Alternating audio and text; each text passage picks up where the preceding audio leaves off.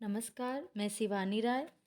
KVS PGT के पाठ्यक्रम में हिंदी के पाठ्यक्रम में सम्मिलित है दुष्यंत कुमार का गज़ल। काव्यखंड में दुष्यंत कुमार का गज़ल है, उसका आज हम लोग अध्ययन करेंगे।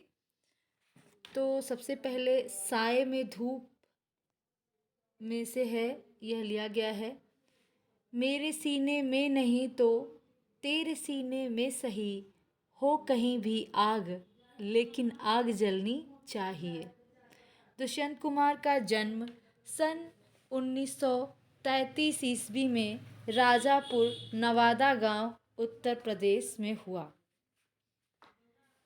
माफ़ करिएगा, दुष्यंत कुमार का जन्म सन 1933 ईस्वी में राजपुर नवादा गांव उत्तर प्रदेश में हुआ। प्रमुख रचनाएं हैं सूर्य का स्वागत, आवाज़ों के घेरे, साए में धूप, जलते हुए वन का वसंत, काव्य है जलते हुए वन का वसंत, और एक कंठ विस्पाई, यह गीति नाट्य है। छोटे छोटे सवाल, आंगन में एक वृक्ष और दोहरी जिंदगी, यह उपन्यास है। आंगन में एक वृक्ष और दोहरी जिंदगी, और मृत्यु है सन 1975। दुष्यंत कुमार का साहित्यिक जीवन इलाहाबाद में आरंभ हुआ।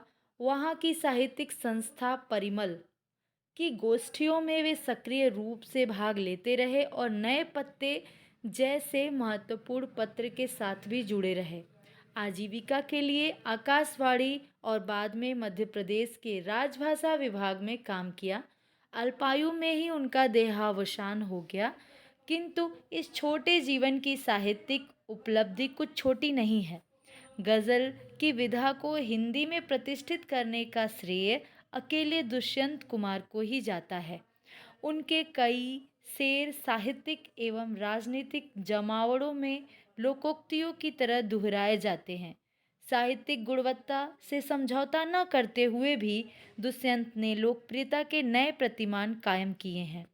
एक कंठ विस्पाई शीर्षक गीति नाट्य। यहाँ महत्वपूर्ण प्रश्न बन सकता है कि एक कंठ विस्पाई का विधा क्या है, तो यह गीति नाट्य है। एक कंठ विस्पाई हिंदी साहित्य की एक महत्वपूर्ण एवं बहुप्रशंसित कृति है। एक कंठ विस्पाई, जो कि इनका गीति नाट्य है।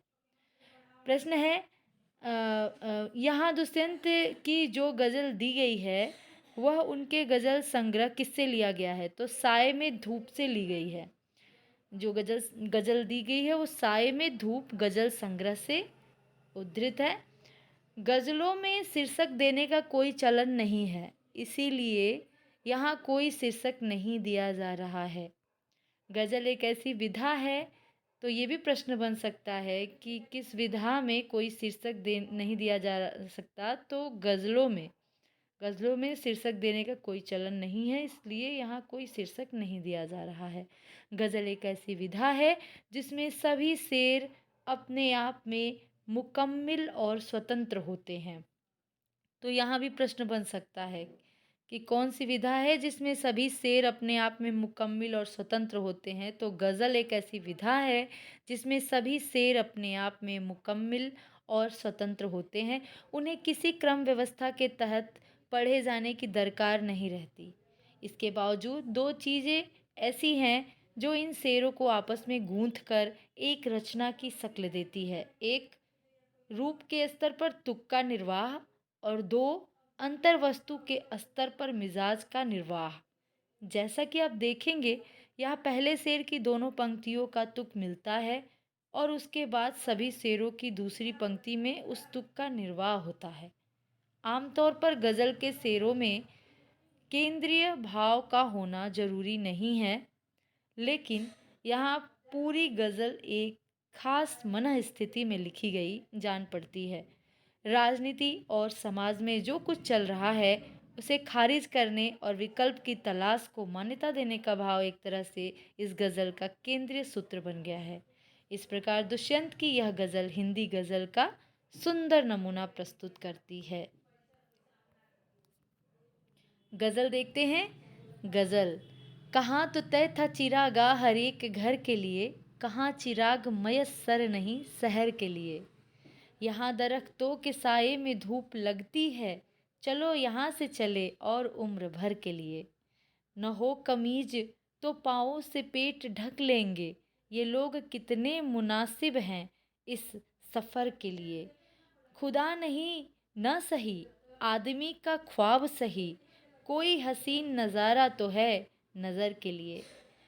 वे मुतमईन है कि पत्थर पिघल नहीं सकता, मैं बेकरार हूँ आवाज़ में असर के लिए। तेरा निज़ाम है सिलदे ज़ुबान शायर की, ये एहतियात ज़रूरी है इस बहर के लिए। बहर अर्थात छंद को बहर कहा गया है। जिए तो अपने बगीचे में गुलमोहर के तले, मरे तो गैर की गलियों में गुलमोहर के लिए। गज़ल के साथ आखिरी शेर में गुलमोहर की चर्चा हुई है। क्या उसका आशय एक खास तरह के फूलदार वृक्ष से है या उसमें कोई सांकेतिक अर्थ निहित है, समझा कर लिखे। पहले शेर में चिराग शब्द एक बार बहुवचन में आया है और दूसरी बार एक वचन में। अर्थ एवं काव्य सौंदर्य की दृष्टि से इसका क्या महत्व है। गज़ल के तीसरे शेर को गौर से पढ़ें। यहाँ दुष्यंत का इशारा किस तरह के लोगों की ओर है, आशय स्पष्ट करें। तेरा निज़ाम है सिलदे ज़ुबान शायर की, यह एहतियात ज़रूरी है इस बहर के लिए। गज़ल के आसपास दुष्यंत की इस गज़ल का मिजाज बदलाव के पक्ष में है, इस कथन पर विचार करें। हमको मालूम है जन्नत की हकीकत, लेकिन दिल के खुश रहने को गालिब ये ख्याल अच्छा है। दुष्यंत की गज़ल का चौथा शेर पढ़े और बताएं कि गालिब के उपयुक्त शेर से वह किस तरह जुड़ता है। यहाँ दरख्तों के साए में धूप लगती है, यह वाक्य मुहावरे की तरह अलग अलग परिस्थितियों में अर्थ दे सकता है। मसलन यह ऐसी अदालतों पर लागू होता है जहाँ इंसान नहीं मिल पाता। कुछ ऐसी परिस्थितियों की कल्पना करते हुए निम्नांकित अधूरे वाक्यों को पूरा करें। यहाँ पर कुछ शब्द छवि है, शब्द और अर्थ। मयस्सर का अर्थ होता है उपलब्ध, दरख्त अर्थात पेड़, मुतमईन का अर्थ होता है इत्मीनान से आश्वस्त, मुतमईन, बेकरार, बेचैन, आतुर। और निज़ाम का अर्थ होता है राज या शासन, निज़ाम का अर्थ होता है राज या शासन। एहतियात का अर्थ होता है सावधानी। बहर यानी छंद, असर यानी प्रभाव। तो अगले वीडियो में हम इसका प्रश्नोत्तर देखेंगे। धन्यवाद।